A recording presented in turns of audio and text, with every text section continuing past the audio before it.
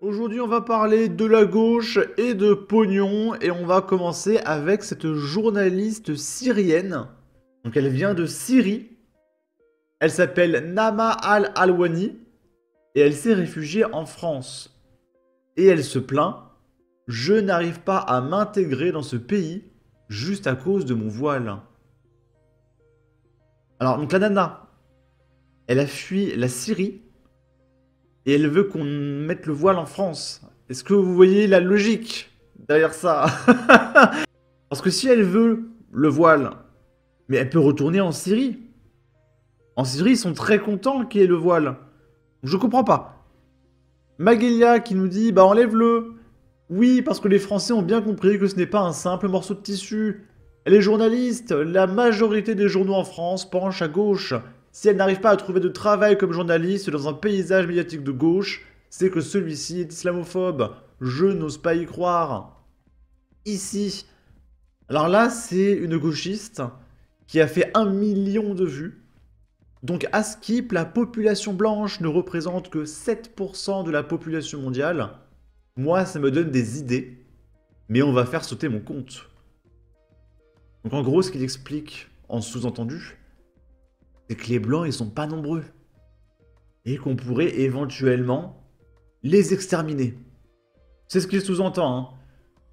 Mais voilà, il le dit pas parce que sinon on va faire sauter son compte. Alors, imaginez une demi-dixième de seconde qu'il y a un mec qui dit ça pour une autre population. Ouais, ces gens-là, ils ne représentent que tant de pourcents de la population, peut-être qu'on pourrait, nan. Je peux vous dire que là, c'est perpétuité.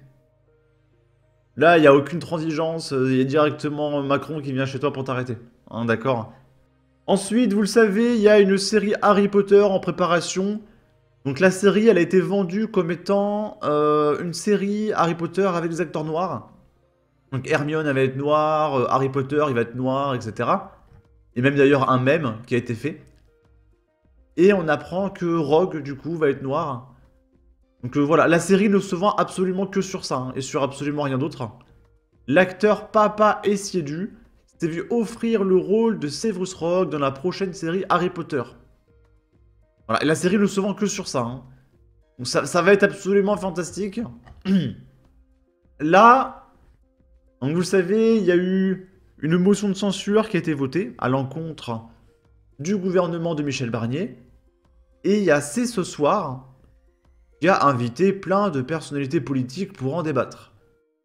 Sachant que le gouvernement est tombé surtout grâce au vote du Rassemblement national qui est le premier parti de France.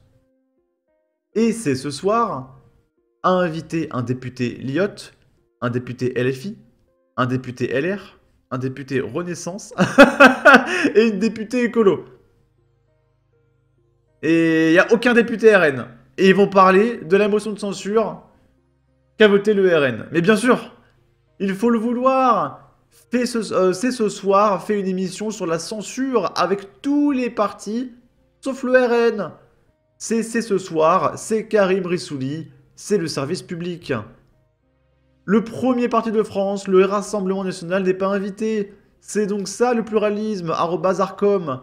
Il manquerait pas un petit peu de parti de droite là, Arcom. Bonjour l'Arcom, y a pas de problème ici. Il manque un représentant du premier parti de France avec 12 millions d'électeurs. Hallucinant ce militantisme qui écarte la classe ouvrière. Avec l'argent de ces 12 millions de Français, l'Arcom, vous êtes où? Arcom, je crois que C'est ce soir et France TV n'ont pas invité assez de gens de gauche là. Ok. Là, c'est un mec de droite. Donc il s'appelle Stéphane Aussoulier. Et il vient de prendre 3 ans de prison avec sursis. Donc rien, parce que c'est un élu, donc il aura jamais rien. Parce que le mec a détourné 370 000 euros. Et il se servait de ce pognon pour se payer des clubs de striptease, des trucs comme ça. Du blanchiment de pognon, escroquerie, etc. Donc, évidemment, vu que c'est pas Marine Le Pen, il a rien. Et il y a Gilles Verdez. Donc même Gilles Verdez est choqué. Qui va nous parler de ça. Et je rappelle, profitez bien, dans un mois, il y a plus C8. Soulier et il a été condamné pour escroquerie et abus de confiance 3 ans de prison avec sursis, 30 000 euros d'amende. Alors, ça a été rendu aujourd'hui par le tribunal... Il est de quel bord politique, on le sait ou pas? De Beauvais. Je ne sais pas, Cyril, c'est une bonne question. Je ne sais pas. Donc, il n'y a pas d'exécution provisoire. S'il fait appel, il peut rester à son poste de président du département. Et c'est incroyable. Parce qu'entre juin 2016 et décembre 2023, il a effectivement détourné 370 000 euros. Et alors, il avait plein de mandats. Il était président du département, maire de Saint-Valery-sur-Somme, etc. Et quand il faisait une note de frais, il demandait le remboursement de la note de frais en double ou en triple. Il a fait ça pour 173 notes de frais. Divers droite. Divers droite. Alors, le motif, il prenait les cartes bleues, le process, il prenait les cartes bleues, et puis avec, eh bien, il allait se payer. Mais tout ce qui est LR, divers droite, etc., mais c'est tous des voleurs, hein, mais c'est délirant, le monte Laurent Wauquiez qui se paye des restos avec notre pognon, etc., mais c'est quoi ces mecs, franchement? Eh bien, il allait se payer, par exemple, des produits de soins. Il allait faire ses courses, de la nourriture. Il achetait des pâtisseries de luxe dans les meilleures pâtisseries. Il allait au spa. Il allait au cabaret. Et ce qu'il adorait, c'est se payer des clubs de striptease. Ah, sympa. Alors là, il dépensait énormément. Vous n'étiez pas député de la Somme, vous? Oui. Il a plaidé la négligence, ça n'a pas convaincu les juges. On va voir s'il fait appel. Mais ce qui est le plus incroyable, c'est qu'il soit susceptible de rester à son poste. Incroyable. Bien sûr qu'il va rester à son poste. Quand tu es un élu, tu as l'immunité. Tu peux faire absolument tout ce que tu veux. Il y aura toujours un mec pour te dire mais non, il fait pas ce que tu veux, il y a des lois, il peut être condamné. Non. Le mec il va être condamné à du sursis. Je suis sûr qu'il y a un élu qui tue quelqu'un en plein centre-ville devant tout le monde. Le mec s'en sort d'une façon ou d'une autre. C'est impossible à faire tomber ce genre de mec. Voilà, ça fait plaisir. Et là on va terminer avec ça, on est sur TF1. Donc là il y a ce mec qui nous explique qu'il y a des mecs, des terroristes, de l'attentat d'Hypercacher, des mecs de Daesh, etc. qui reçoivent encore aujourd'hui des allocations familiales, la CAF, des prestations sociales, etc. C'est absolument pas une blague. C'est absolument pas une blague, on va écouter.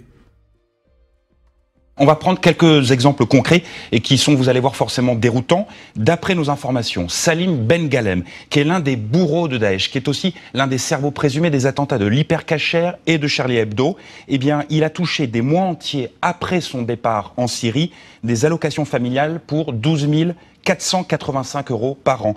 Ismaël Mostefai, l'un des tueurs du Bataclan, recevait 290 € chaque mois pendant qu'il décapitait des otages devant une caméra. Dernier exemple sidérant, Jean-Michel Klein touchait 11 095 € annuels d'aide sociale quand il est arrivé en Syrie pour y commanditer les attentats du 13 novembre. On estime qu'environ un quart des djihadistes français ont ainsi bénéficié en fait des largesses de l'État. Il a fallu chaque fois que les services antiterroristes alerte l'administration pour que le robinet des allocations soit définitivement coupé, une bonne fois pour toutes. Incroyable.